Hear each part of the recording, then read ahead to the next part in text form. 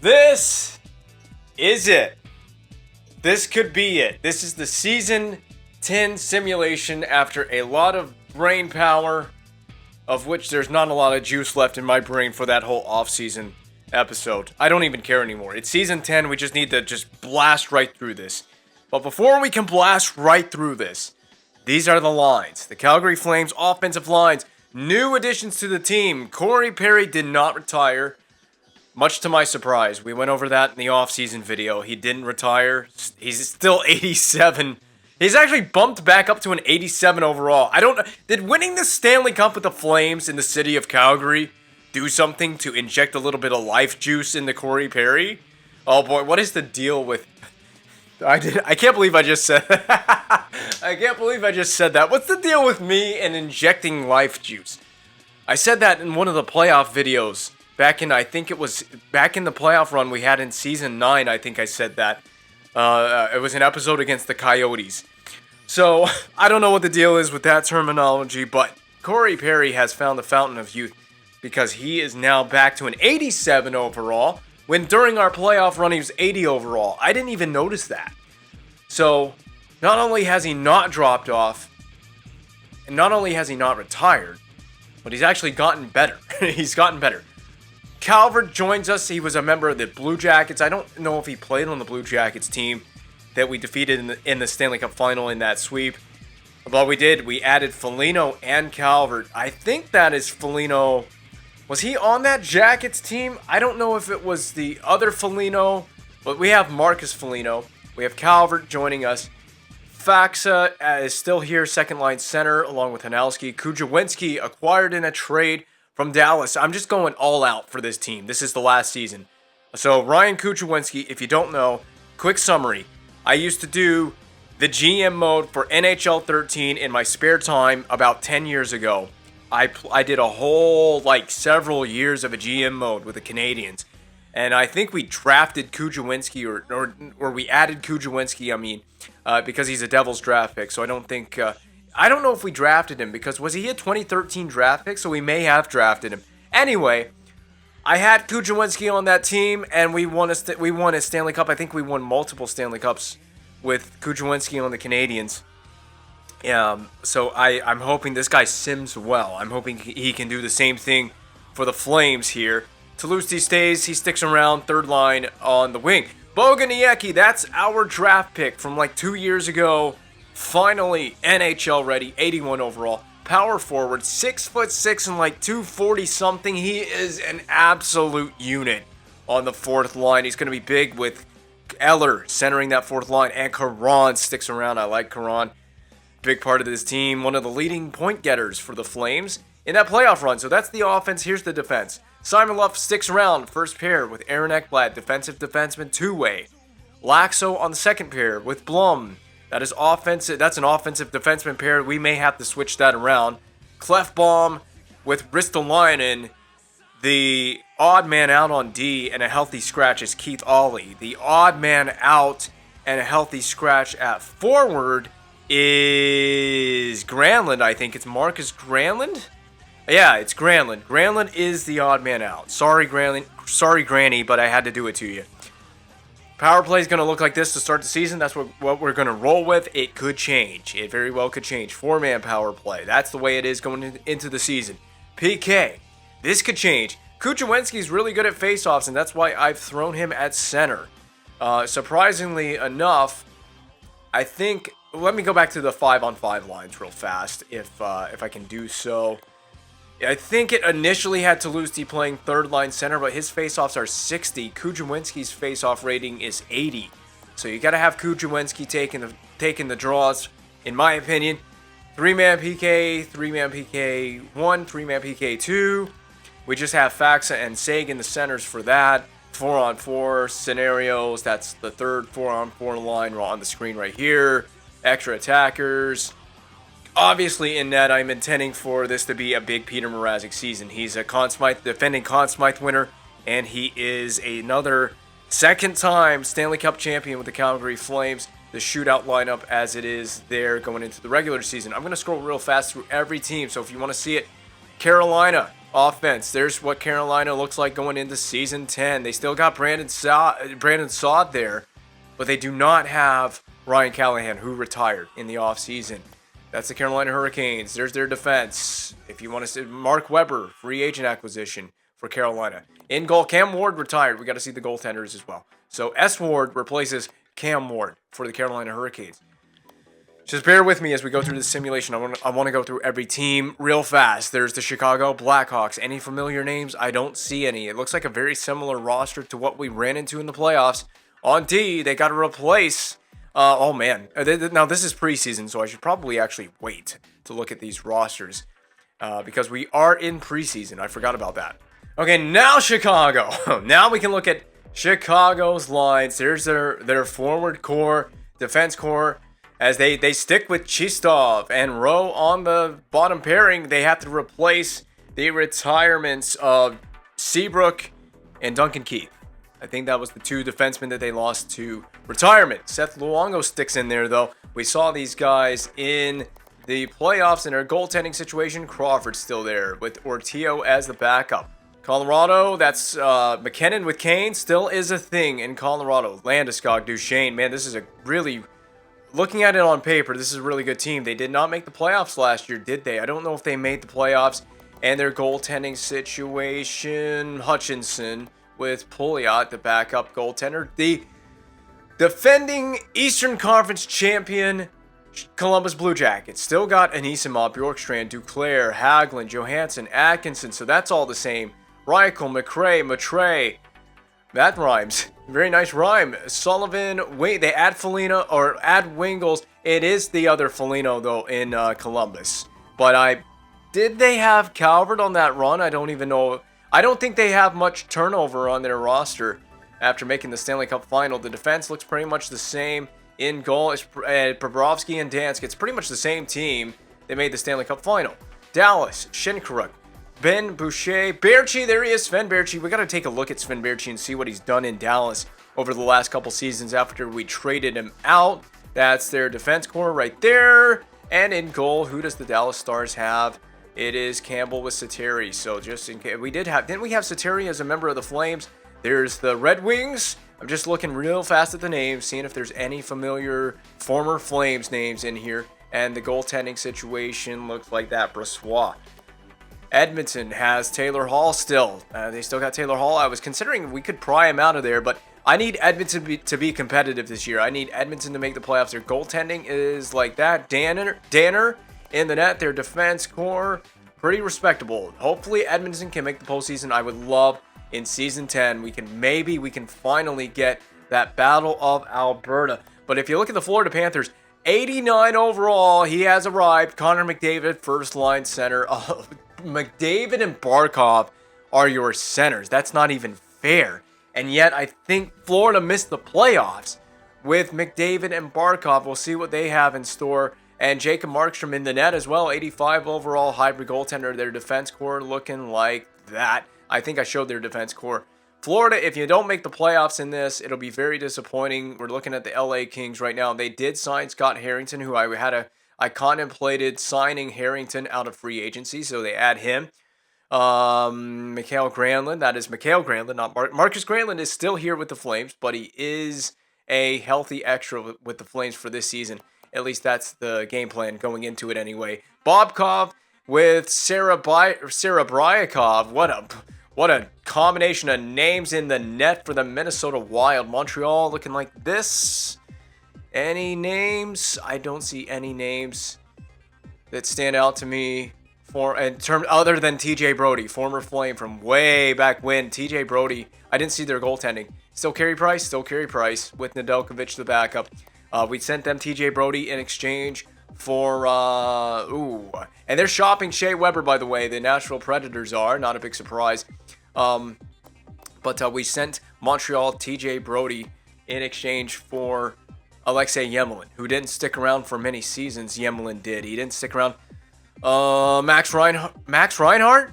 Wasn't it Max Reinhart that was in our organization? He's now in New Jersey. I think that's who it was that we had. There's two Reinharts, and I don't think we had Sam Reinhart. In net for New Jersey. I'm starting to really lose my brain, and I have barely started this episode. So I'm just going to go through this real quick. The Islanders here. No more. I don't want to do any more thinking. I don't even really want to look for too many names. Goaltender-wise, there's the Islanders. So the problem is this game is so slow when I switch it. So I'm going to forget about goaltenders. I'm just going to show the forward lines and the D pairs. So the Rangers, there's the Senators. They add Kostitsyn, by the way. He was a free agent signing. We let Kostitsyn go.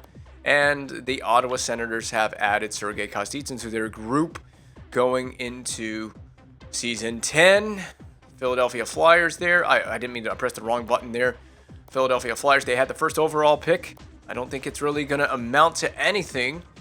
And there you go. Phoenix adds the big fish in free agency, Pietrangelo with Ekman Larson. Man, this decor, Phoenix could be lethal this season. Pay attention to them. They may win the division. It'd be crazy, man. They win the division almost every year. Who's Pittsburgh got in net? Fleury is now just a backup to Moran. In San Jose, still got Sean Monahan. Anyone of note that they've added? I don't see anyone of note that they've added. Their roster hasn't changed that dramatically. Who's in goal there as well? Enroth with Bishop. That was the case in the playoffs. St. Louis, who eliminated us back in Season 7 in the Game 7 in the West Final. We finally avenged that loss. Not against the Blues, of course, but we did avenge that loss in some form by being able to go on to win the Stanley Cup. So we are the fortunately defending Stanley Cup champions, Tampa Bay Lightning, their decor. I keep pressing the wrong freaking button when I skip through all this. And this is just, bear with me. I want to take the time to just make sure that these rosters are in the video, just so you can see who everybody has on their team at this point as we are finally getting to the end of this Calgary Flames series. Tony Rodula signs with Washington. So former Flame finds his way into the U.S.'s nation's capital, the Winnipeg Jets. Anaheim Ducks without Corey Perry now for the second season running. They had still got Seeloff, and he's actually in the lineup. They've actually got Seeloff in the lineup there in Anaheim. They did not play him last season. The Buffalo Sabres. And now back to the Flames. Last bit of duty. Oh my goodness, look at the changes. Last bit of duty is the progress reports. I don't even know what to sort this by. Let's sort by attributes modified. Foligno. Marcus Foligno dropped from an 86. I'm just going to show everybody's drop off. So this is Foligno's drop off and everything that changed for him. I'm just going to make sure that it's in the video. Caron's drop off. Just so it's in the video. I just want to get everything recorded. Radek Faksa, he had some he had some statistical growth. So he was loving that playoff run with the Calgary Flames. Lars Eller, statistical drop-off for Eller, but I was fine with bringing him back for another season. Keith Aulie, he had a little bit of change, but not a whole lot of change for Keith Aulie. That's good to see. He's sitting on the bench. He's sitting in the press box anyway. He's not going to be playing a whole lot of games this season. Yuri Tsalusti, pretty minimal drop-off for Yuri Tsalusti. Minimal statistical drop-off for Riley Smith. Yes, and barely any. So that's good to see from what is going to be effectively my first line wing, right? First line left wing. Minimal drop-off for Blom. Same thing for Granlund, but he's going to be watching games from the press box as well, unless there's any injuries that surprise me. Growth for Ekblad, please. Tell me it's growth. No changes. Actually, this is where we're starting to see no attributes modified. You know what the shocking bit is? No attributes modified for Corey Perry after he was an 80 overall during that playoff run at 37 years of age. He's going to be the oldest skater in our lineup. Oops, I didn't mean to do that. You know what? Wouldn't Boguniecki, wouldn't some of these guys be considered in here? I don't think there were no attributes really modified for any of these AHLers, though. It doesn't say anything. But they've already played 2 games. What's there to say? Just to get right into it, right? Opening night against the Sharks. I do want to show the calendar. So this is who we're going to be playing for the upcoming season, starting with opening night, October 13, 2022. San Jose Sharks on the road. I'm going to guess that we close the season against the Sharks. So there's the month of October. This is the month of November. That's the schedule for November. The schedule for December. The schedule for January 2023. The schedule for February 2023. The schedule for March. There's the trade deadline between games against Montreal and Ottawa at home. And the season will end at home against the Sharks. So we do end the season like we opened the season against the San Jose Sharks. Nothing left to do except get into the sim. Just got to go right into this sim screen. All goals, sim speed by ×6. That's a lot. And we've got to go. Corey Perry on the power play. Who else would be getting it done? The ageless wonder, 37 years of age, brought back because, well, I had no choice. I didn't find a way to buy out Corey Perry. Winquist gets the game tied at 1. Peter Mrazek in the net. No big surprise there for me. And it was an even strength goal. It looks like that's an even strength goal. Roland McEwen past Peter Mrazek. The Sharks take a 2-1 lead. I just want to blast right through this season 10. I really do. Oh, that looked like it came shorthanded. It does not list it as a shorthanded goal here in this sim screen. We're having issues in this game. We are going to drop game 1 on the season. Hopefully not a sign of things to come for the Calgary Flames. We do get a second one. Simon Luff. Is it going to be a comeback? No, it certainly isn't. We'll take a look at all the stats from game 1 on opening night in the Shark Tank. The goal scoring and the point scoring, it looks like this as follows. Perry and Luff with the 2 goals on the night. Perry had a multi-point game, and so did Sagan. The penalty summary, like that. Boguniecki going to the box for elbowing the massive-sized man that he is. Hopefully he doesn't get into too much penalty trouble this season. Oh no, Sean Monahan had a 3-point game, getting that revenge on his former team. Not good. And the point totals for the Flames as follows. Perry, Sagan, Luff, Laxo. Outside of that, everyone else was just a minus, except for Ekblad. Ekblad was a plus. That's a good positive for us coming out of a game where we didn't play our best. That's 1 game down. We're just going to start the sim, and I want to rush right through this. Hopefully, the Edmonton Oilers make the playoffs, and we face them in the playoffs for that Battle of Alberta that I so desperately need before this series wraps up. We beat Phoenix, so probably the heavily favored division favorites, more than likely, going into Season 10. Lost to the LA Kings. It was in extra time, so we got a point out of that. We're 1-1-1 through the first 3 games of Season 10. First time facing Chicago on the road. A loss in extra time as well to Chicago. We're getting points. We need to get wins, though. We need 2 points. In as many of these Western Conference matchups as we can get, we lose another one in extra time to the Avalanche, which just helps us stay above water right now. Not a heavy enough sample size for me to look at, where the power play is, statistically speaking, where the PK is to make any changes. We just don't have enough of a sample size, and that's going to keep popping up. The scout assignment, I could care less about scouting. It doesn't matter at this point in the season.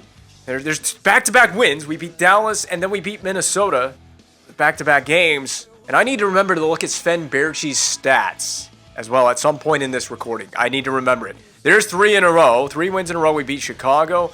Huge wins over Western Conference opponents. Getting it back on the right track now. I just want to roll with this lineup as it is and see if they can find success. They have to find success. We've won 4 in a row. That goes all the way back to the game against the Dallas Stars.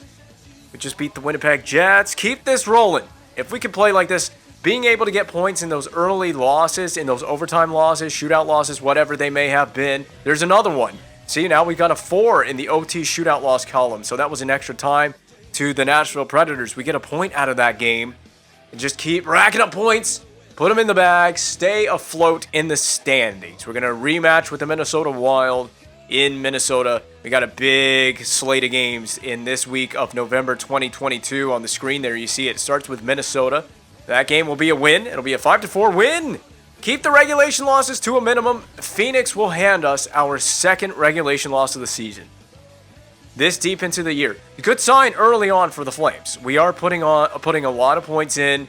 We're getting I'm guessing we're getting contributions all up and down the lineup. That was another back-to-back regulation losses. We dropped that one in reg to Los Angeles. We stay at home against Anaheim. A 7-5-1 Ducks team, please get a victory. And I'm going to start to have some concern if we lose it. And we won 6-2. Rematch time with the LA Kings on the road. 11-2 Kings team, we dropped it. Okay, LA is going to be good. LA being good is concerning because they're in our division. Don't we share the division with LA? They look destined to make the postseason.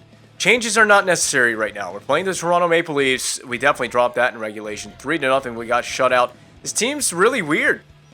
We got hot, then we got cold again. We were not exactly cold to start out of the gate, but we weren't on our best game to open the season as well.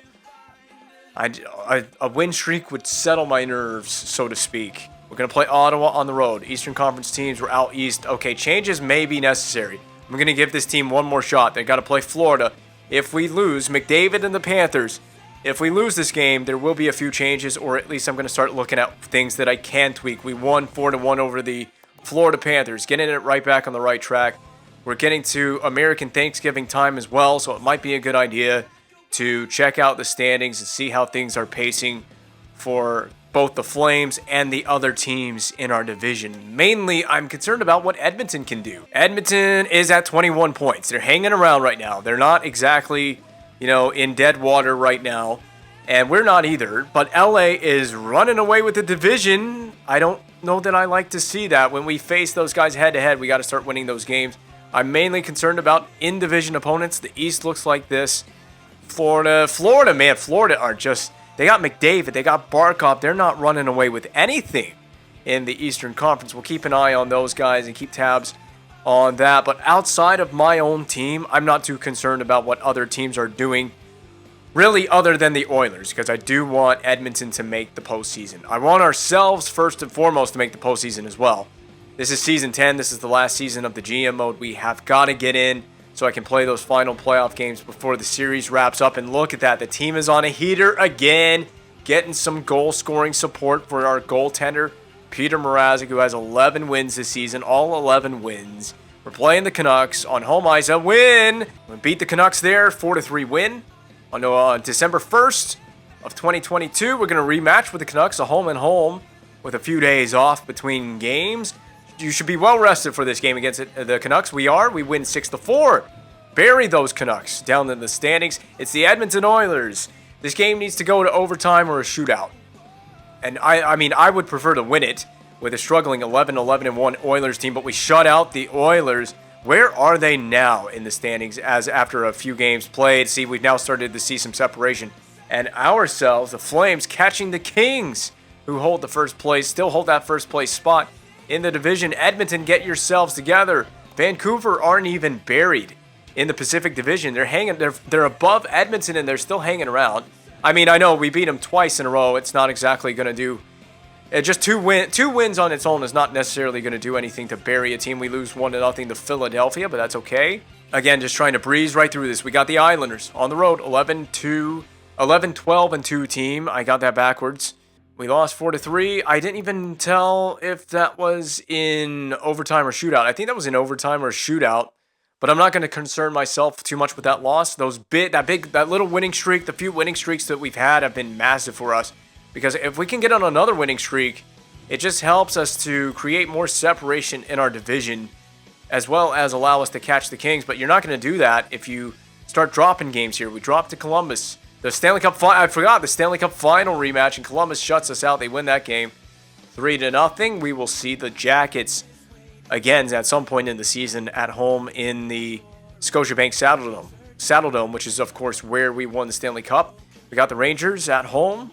Start packing up some wins here. There's another one, 3-0 win. Shutout for Peter Mrazek, doing big work in the net. But if you look at that, Corey Perry, through this point in the season, nearing the halfway point, we're getting closer to it anyway. We're getting closer to Christmas, let's put it that way. Corey Perry has 16 goals. I'd like to see the point totals for this team. There's another one, 4-2 win. I would just really, in general, like to see what some of the new faces for this club are doing, because I feel like guys like Kujawinski are going to have a good season. They're going to have a good sim. Maybe Bogues, as I'm going to call him. Corey Perry is already about to have a 20-goal year before Christmas has even arrived. What is he on? What is he taking to rejuvenate his career? He's at 19 goals. We haven't even had Christmas yet. This is Christmas Eve game coming up against the Blues. Perry's sitting on 19 goals. He may eclipse 20 in this one game at home against St. Louis. We need a win, but we've lost. Okay, now I'm getting concerned. 3 straight losses after 3 straight wins. That basically evens everything out. It just evens out those 3 wins in a row that we had. We have caught LA, but even more so, Look at that. Phoenix has surpassed both of us to jump into the first spot in the division. I told you to look out for Phoenix. They could be heavily favored in the Pacific Division this year. We got the Minnesota Wild. Need a win here, and I need Perry coming out on the other side of Christmas, the Christmas holiday. Hopefully Santa gives Perry that 20th goal on the season and a victory for the Flames. It'll come a day late. Oh, it's a 6-5 loss. Perry did get 20 goals, though. Was that a loss in regulation? Scoring summary? It was a shootout loss. All right, we got a point. That point, well, you can see the standings, but it's covered up by a simulating notification. That simmed really quickly there as we get up to Vancouver. Again, another win over Vancouver. I think every time we've played Vancouver, we have beaten the Canucks. San Jose Sharks to round out the weekend on the road. 15-18-1 Sharks team. Doesn't look like we'll have to worry about playing those guys in the playoffs should we make it. We lost 4-1, I believe that was. That I saw. We're not stringing wins together anymore. Perry was a great decision to keep around. Glad he had an extra year on his contract and we didn't buy it out. He's carrying this Flames team. He is the catalyst for the offense. 14-19-1 Ducks team. We send them even further down the standings with a win. Ducks and Sharks at the bottom of the Pacific.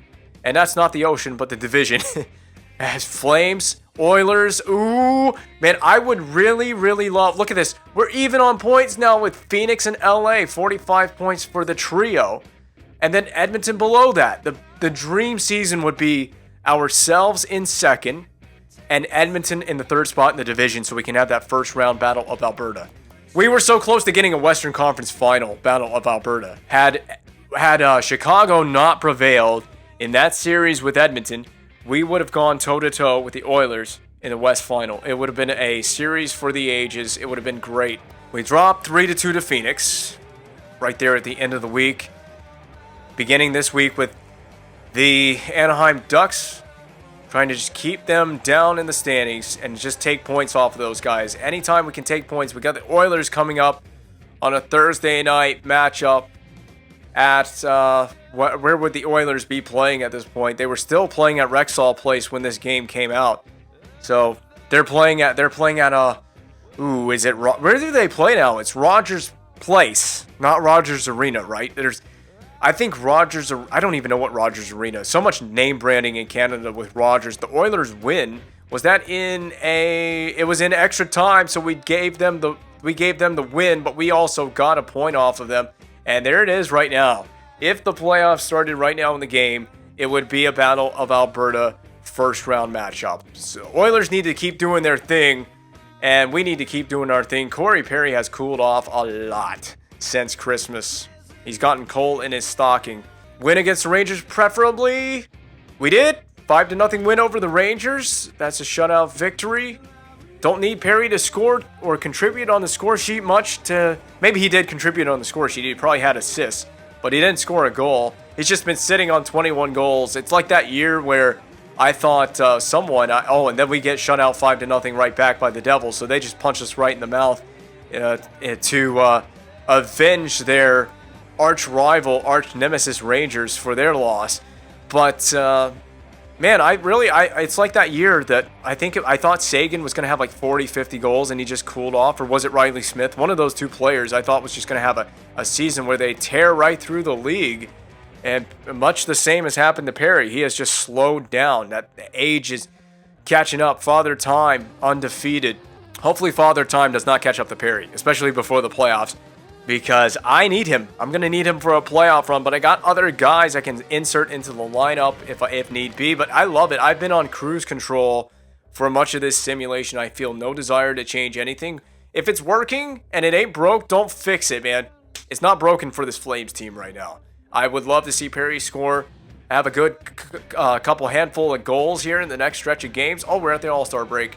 So I would love to see Perry just start racking up some more goals, but fine by me if the Flames win and make the playoffs. We need to look at the standings when we're at the All-Star break. We'll take a look, of course, at the rosters real quick. Who made the All-Star game for the East and the West All-Stars when we get there. First, East All-Stars. We're going to go look at the East All-Stars lineup. They got Drouin, Malkin, Giroux. Voracek, McDavid, Kohlberg. Yes, McDavid in the East feels so weird. Mankinen, Backstrom, Bjorkstrand. Remember, Ovechkin retired, just for those of you who are wondering. Sidney Crosby has not retired. Is Crosby... Crosby didn't make the All-Star team. What the hell? No Sidney Crosby, Morgan Riley, and Ryan Murphy. I can't believe Ryan Murphy is a first-pairing All-Star. Yandel Morrissey, Krug, McBain. In goal, it's Oscar Dansk, the man that we faced in the Stanley Cup Final. We know who Oscar Dansk is representing. Zykov, Taves, Kane. Taves and Kane together at the All-Star game. Big shock there, right? Oh, you know what? Kane is on the Avalanche, so we got the former Hawks reunited. I forgot Kane is on the Avalanche. George Rita, Couture, Mistel. There's someone will tell me the correct pronunciation of that. That's definitely got to be French, right? French-Canadian? Something like that. Boucher, McKinnon down the middle with Sissons. Fourth line is Scheifele, Clark, Klimchuk, Pietrangelo, Bogosian. Pietrangelo freshly signed by the Coyotes. That's going to help the Coyotes. Ekblad, there's your Flames representative. Dumba, Shattenkirk, Boynton, and Cotton in the net. So no Peter Mrazek. There is one lone Flames representative. By the way, Zykov just tearing up this game as an 88 sniper with LA. I think he's with the LA Kings right now. Let's look at the standings first. Well, let's look at this. Who leads the league leads the league in goals? It's Jonathan Drouin, 34 goals, far and above everybody else. Corey Perry is third with 23 goals. 37. He's doing immaculate things this year. Sagan leads the NHL in assists. He's assisting all those Corey Perry goals. So there's your top 8 in goals and assists. The point leader, Drouin, leads the point chase for the Art Ross Trophy, but Bjorkstrand and Patrick Kane not far behind that. No Flames on that top 8 list for points, but Peter Mrazek with the most wins. The save percentage leaders, Danner, Cotton, Boynton, Mason, Lack. No Peter Mrazek on that list. GAA on the right side there as you see it. Danner carrying the Edmonton Oilers. They should be able to make the playoffs with that kind of goaltending. The team standings going into the All-Star break as well. We've already looked at the rosters, but going into the break, Phoenix at the top of the Pacific, 61 points, 2 points behind that. Calgary, and a further 5 points below Calgary, Edmonton. Edmonton, stay right where you are. Calgary, stay right where you are. We know what we want that first round meeting to be. You can see the Central Division if you want to take a peek at it. But Chicago out of the picture right now, and Dallas out of the picture. It looks like we will not be bothered with seeing Sven Baertschi in the playoffs, which is what I'm about to take a look at. Oh, by the way, San Jose has clawed themselves back to within the conversation of a wild card spot. The wild card right now belonging to Nashville and Colorado in the Western Conference. The East, like this, I'm not really going to go over the East too much, but it is really a stunner that Connor McDavid and the Florida Panthers are currently outside of a playoff spot. Yeah, they are out of a playoff spot, not even in a wild card, not even contending. Columbus leads the Metro Division and leads the Eastern Conference. I mean, they're just killing the Eastern Conference. Could we see Columbus get back to the Stanley Cup Final? All right, Baertschi, what you doing, buddy? Because it's been a while since we've seen Baertschi. I was hoping we would match up with Dallas at some point in the playoffs so we could see Baertschi. There's his career totals. But what did he do in the last few seasons? 82, I don't remember what year we traded Baertschi, but I'm just going to show the whole stats. He's never eclipsed 30 goals since we've traded him. He still hasn't eclipsed 30 goals. So it was the right move to move on for him. Remember, he was the guy that was in that swap that enabled us to pull Riley Smith from Dallas. Now, would Dallas realistically move Riley Smith for Sven Baertschi? I don't know. They were very similar on numbers, but we'll take a quick peek in a moment at Riley Smith's totals over the last few seasons. Sven Baertschi, however, on pace for what looks like another 50-point, season, might score 23, 24 goals again. So it was the right move to move on from Sven Baertschi. I do still love what that guy did for us in Season 4 on our Cup run.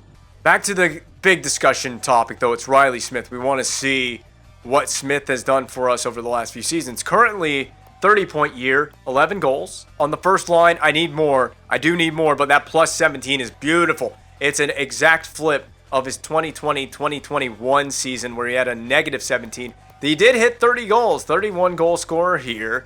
So I think 2019-20 season, I think he did play for us. He definitely played for us in 2020-2021. So he hit 30 goals there, 52-point season. And then quite a little bit of a drop-off, last year, the year that we won the Stanley Cup. And this year, again, 47 games played, 11 goals, 30 points. What's his playoff numbers look like? 22 games.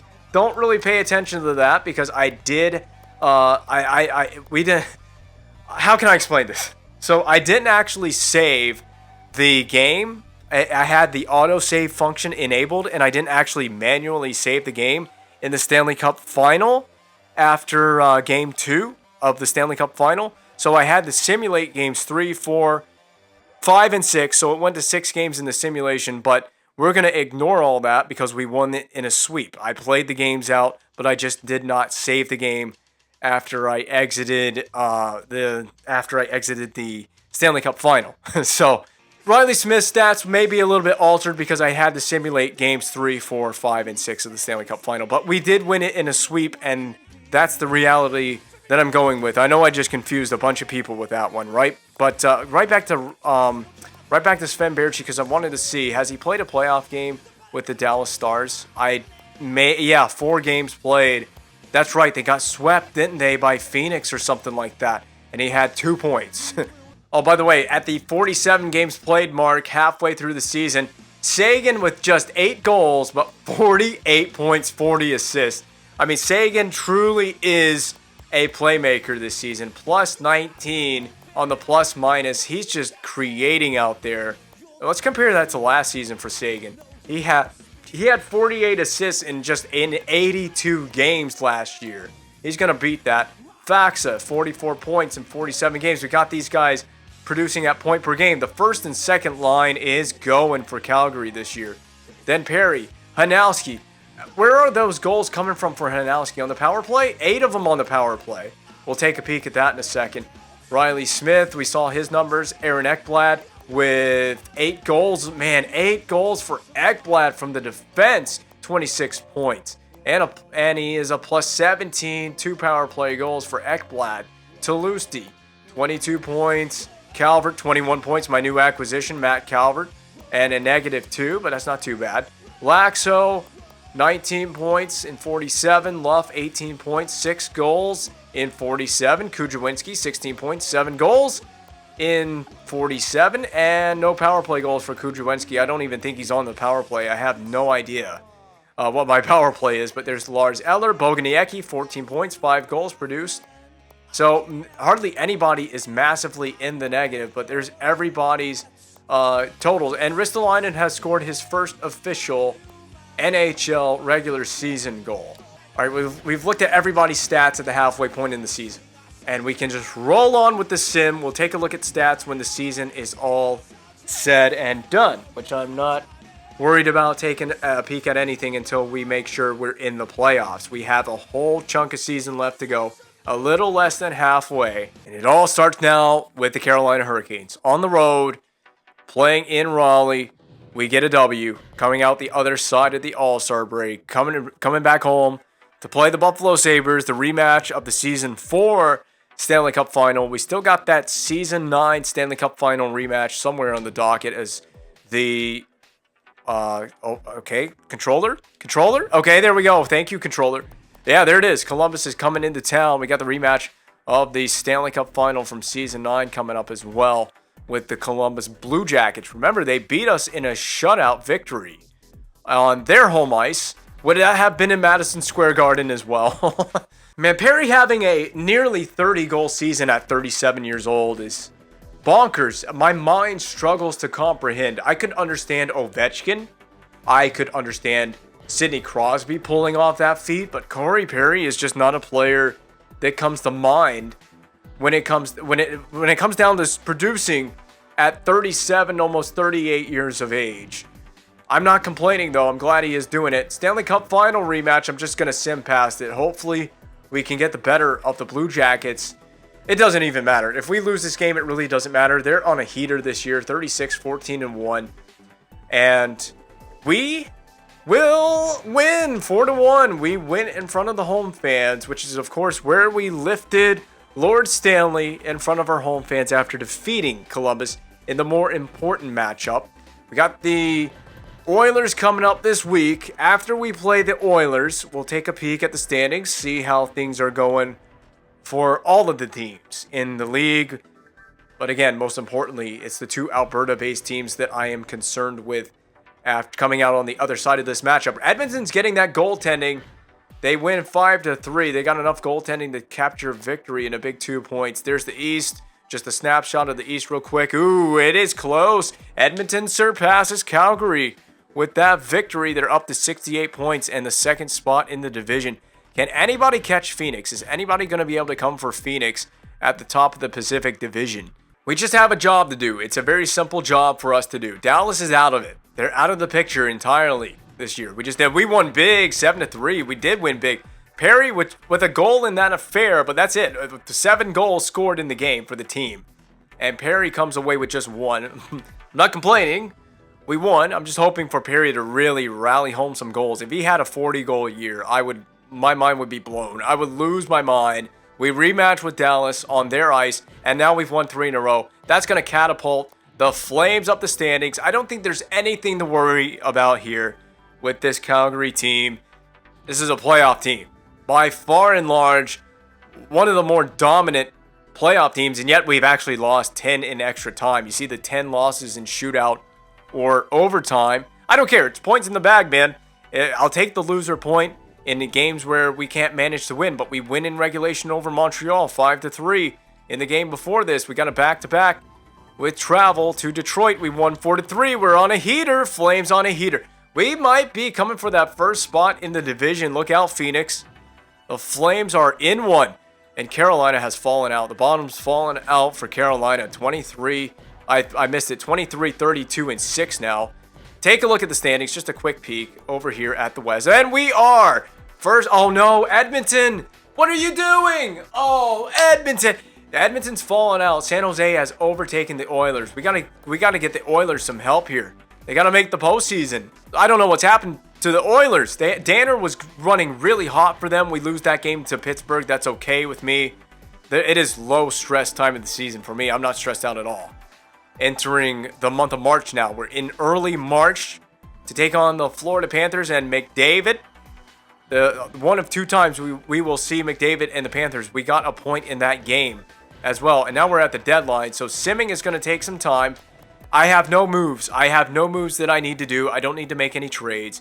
Oh, yeah, I don't need to. Why change the roster? Why change what's working? I just need Edmonton to make a smart trade if they're going to make any moves at all at the deadline. Edmonton, you need to make your team better. You need to get into the playoffs. And you need to play us. I'll go into trade negotiations because I'm curious where Shea Weber is at this point. I will keep this in the video.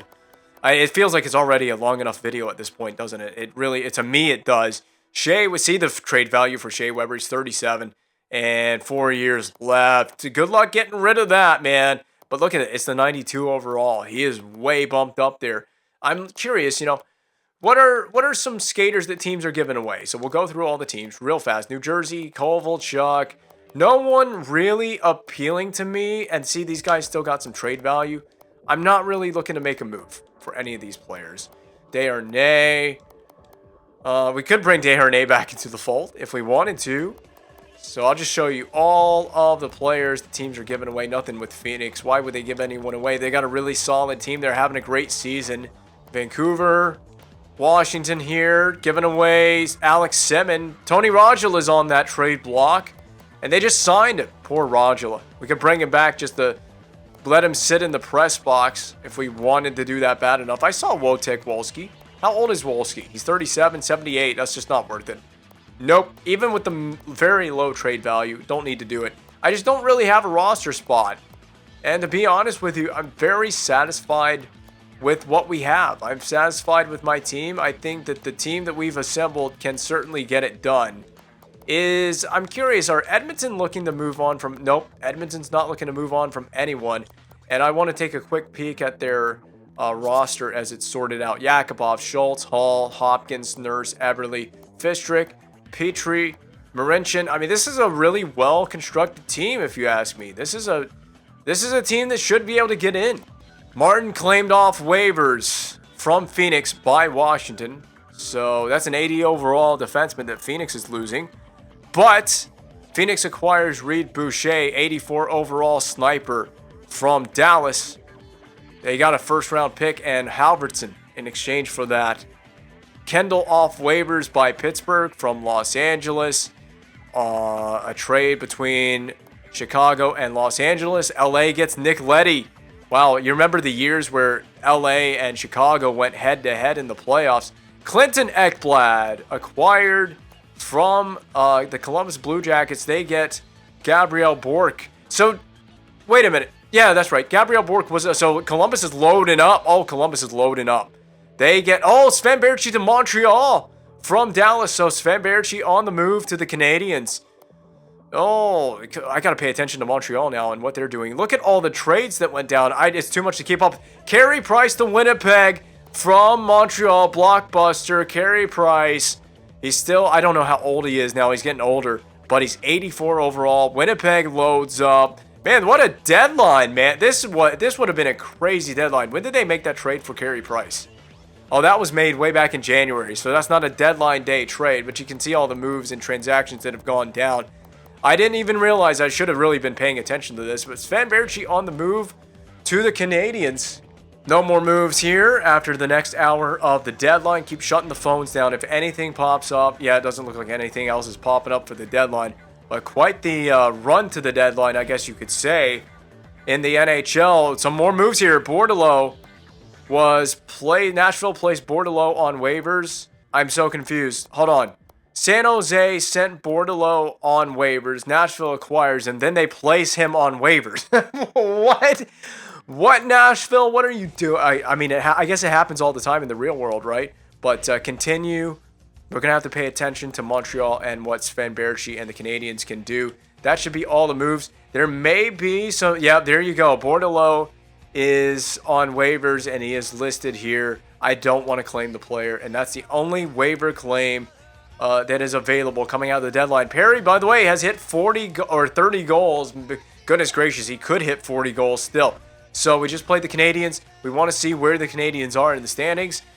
I got to look on the left side. They're in it. So they are in it right now. The Canadiens are in the playoffs. And there's your Flames Oilers update.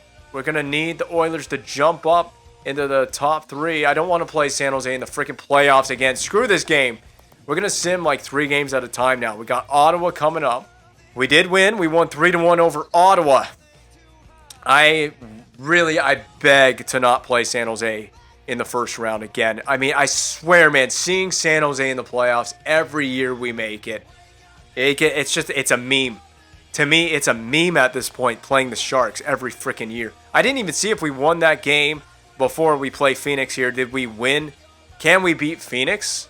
Phoenix looks like a tall order to play against. We lose 3-2 in regulation. We won 5-4 over Tampa Bay before that.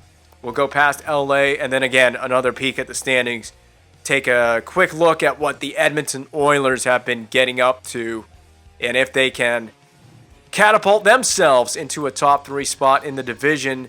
They have not, but they are closing in on the Sharks. It's a battle in the Pacific Division, at least for the top 3 spots. I need San Jose to falter. Do we play the Sharks? I know for sure one time. There's a game against San Jose. There's a game against Edmonton. We need to give them the point there. And then we close the season against San Jose. That's the last game. So with 2 games against the Sharks before the season ends, we have got to win those games in regulation. I mentioned once already that every time we played Vancouver, it seems like we've been able to beat them. They're 27-30-9, struggling Vancouver team. I'd actually rather see Vancouver in the playoffs than face San Jose. We faced San Jose so many times. They can't just have a year where they just drop off, where we have both San Jose and Anaheim drop out of the playoff picture in the Pacific Division in the West. I need those teams to just fall out of the playoff picture entirely. I don't want anything to do with you guys in the playoffs, because for the GM mode, we have played Anaheim or San Jose, it feels like every year. The Sharks, at least, it feels like we play them every year in the playoffs. I'm not concerned about our team right now making the postseason. We're going to make it. We'll send past Nashville. And then again, look at the standings. Perry has capped out at about 31 goals. He may hit 34, 35 before the season's over. Just an impressive year. I say that like hitting 30 goals is not a big deal for a 37-year-old Corey Perry. We are first in the division. And what's the wild card? Edmonton possesses the wild card. They are in as a wild card, but they're 9 points in back of San Jose. 9 points in back of San Jose at this point in the season is just feels like too much to overcome. What about in the East? Montreal hanging on right now. Yeah, so the wild card in the East is definitely coming out of the Atlantic. The two wild cards are Buffalo and Montreal, and look at that. Look at the chase in the Atlantic. The Metro is weak as hell because the drop-off after the Islanders is insane. Philly and below. Look at the points. 37 points for Washington. What? What is Washington's record? Let me find the Capitals. What is their record? Well, I got to find the Capitals on this calendar. How many wins? Washington is a 15-49-7 team. That is just like all-time bad. There is no team nearly as bad as Washington. They're going to get the first overall pick. Watch them lose the lottery after having a 37-point season. Truly is incredible how bad that Metro division is. Because look at the fight for the wild card. Boston, Toronto, Ottawa, Buffalo, Montreal, all still in it for the wild card. And Montreal, Buffalo still trying to hunt down a top 3 spot in the division. Even Ottawa is in that conversation. What a crazy finish to the season. Keep your eyes on the East, specifically the Atlantic Division. Columbus is going to just run away with the Eastern Conference. They're going to win the East. Might be in contention for that dreaded President's Trophy. Vancouver, that's a loss, 3-2. I don't mind it. I think we lost that in extra time as well. San Jose Sharks win this game. We lost 5-2. I think the Sharks are going to make it. What is the standings? They have the top spot. Okay, that's fine with me. I don't want to play San Jose. Edmonton, you can run the gamut at the end of the year. You just got to get right into a top 3 spot. We just need to stay right where we are, Flames. Stay right where we are. Second spot in the division, and Edmonton make a run at it. Do not jump San Jose, Calgary. Do not jump San Jose. Edmonton's 4 points back. We got to help our brothers out in Alberta. Get a top 3 spot in the division. There's so much to pay attention, so many storylines I can't even keep up. Perry's at 33 goals, just very silently. 33 goals for Corey Perry. Winnipeg Jets, drop the game. We can lose the game as far as I'm concerned. I don't care. We do. We lose 3-0. Now, I'm going to sim up to where we play the Oilers, and I want to see what the situation is going into the head-to-head with Edmonton. Are we locked in to a second or third spot in the Pacific Division? Remember, Phoenix is right there. Can the Oilers jump Phoenix? Let's take a look at it. Oh, we have fallen below Phoenix, and I think we're as good as locked into a playoff spot. Yeah, and the Edmonton Oilers look like they're going to be locked into a playoff spot. It's just a question of who's going to be playing who. I think Edmonton's going to be a wild card, but let's see what happens. Do we give them a point or 2 points in this head-to-head tilt? Give them the victory. Just give them the victory. It's fine with me. We do. We gave them the victory. Big 2 points for Edmonton. I'm actually rooting for the Oilers here at this stage of things, but that could come back to haunt me. They could bump us from a top 3 spot in the division, and then we end up with the wild card. I wanted it to be Edmonton and Calgary in the top 2 and 3 spots in the division. So now we have to beat Phoenix in this head-to-head contest. I would prefer to win this game. And we do. We won 4-3 over Phoenix. We'll sim up to the LA Kings game. Take a quick peek at the standings again. I also haven't exactly been looking at the leading goal scorers, point scorers, assist guys. None of that stuff. I haven't paid attention to that in a while. I'm so concerned with the standings. So goaltender save percentages, I'm just going to have it on the screen. Pay attention to that if you want to. Points leaders, Drouin, and then Bjorkstrand, 100-point seasons for those guys. Goal scoring lead, Drouin with 6. God, Drouin is a cheat code. Drouin as a cheat code, and yet Tampa Bay rarely getting it done in the playoffs anyways. Team standings, Montreal, man, they're clinging to it. It is fingernail biting time in Montreal. Washington to a 43-point season now, but that's just dreadful. It looks like Columbus ran away with the East. No question about it.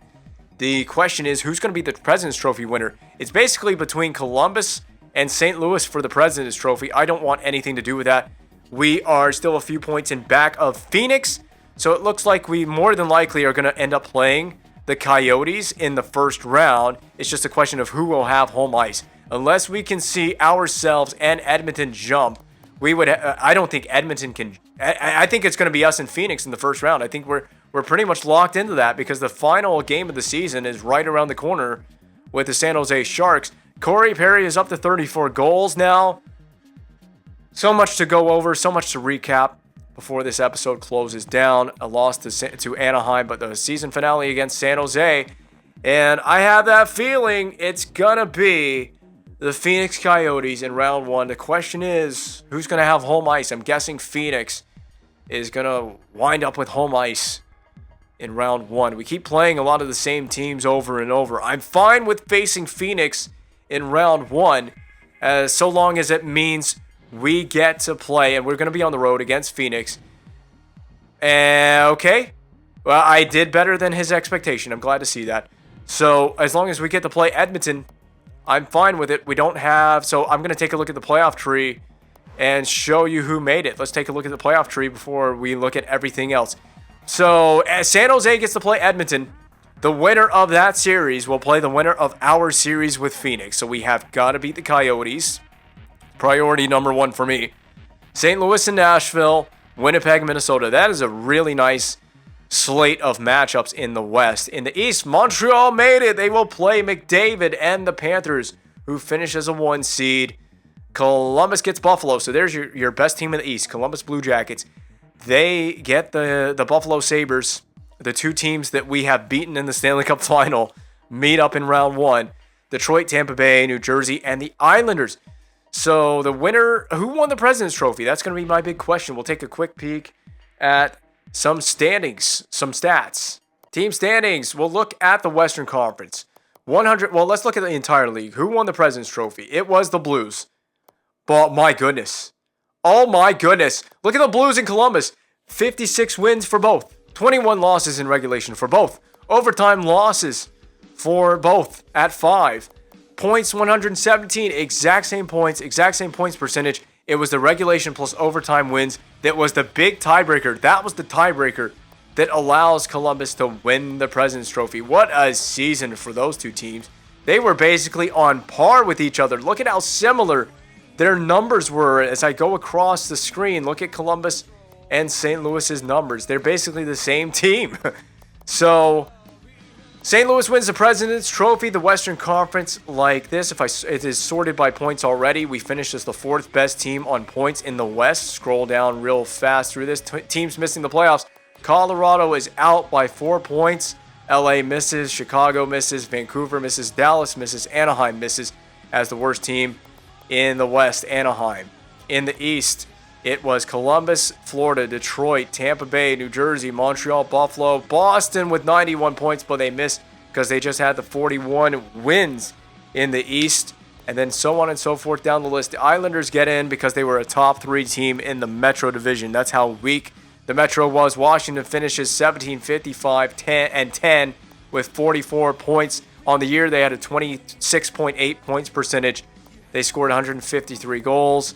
And they were giving up 3.41 goals against per game. That's not going to do it, is it? When your goal differential is that bad. Actually, I'm going to have to look at what their goal differential was. I'm not going to calculate it here. But there's their goals for, and there's their goals against. That'll tell you the goal differential if you subtract the goals against from the goals for, or whatever it is that you calculate. However you calculate that.